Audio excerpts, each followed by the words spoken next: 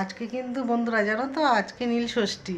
আর নীলষষ্ঠীর উপোসটা আমার মেয়ে আমি দুজনাই করি, জানো তো।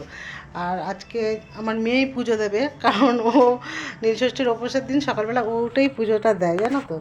এই দেখো, ওর পুজো দেওয়া হয়ে গেছে, ঘরের বাবা আছে, আমার গোপাল আছে, ওনাদের দুজনকেই পুজো দেওয়া হয়ে গেছে। দিয়ে ও পড়তে চলে গেছে, জানো তো, পড়তে গেছে। এদিকে তোমার দাদা ভোরবেলা উঠে এই সবজি বাজার করে এসেছে, জানো তো। আর এখন সবজির প্রচুর দাম, জানো তো, তার জন্য অল্প অল্প করে এনেছে। যাই হোক, আমাদের এটা 2-3 দিন চলে যাবে ক্যান্টিনে। এদিকে রান্নাঘরটা আমি সকালবেলা উঠে পরিষ্কার করে নিয়েছি, কারণ কম বেশি এঁটো কাটা মশলার ওটো থেকেই যায়। যেহেতু ওগুলো আমি আজকে ধরবো না, তবুও রান্নাঘরটা একটু পরিষ্কার করলাম যাতে এঁটোর কোনো ছোঁয়া না থাকে। তারপর আজকে আমরা নীলষষ্ঠীর দিন সাবু খাই, জানো তো।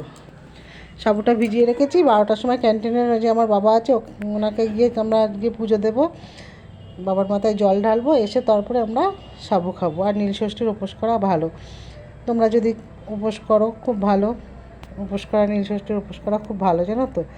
আমি করি, আমার মেয়ে করে, আর বন্ধুরাও নিশ্চয়ই করছো তোমরা। আজকে উপোসের দিনে বলি সবাই সুস্থ থেকো, ভালো থেকো, বাবার আশীর্বাদ নিও।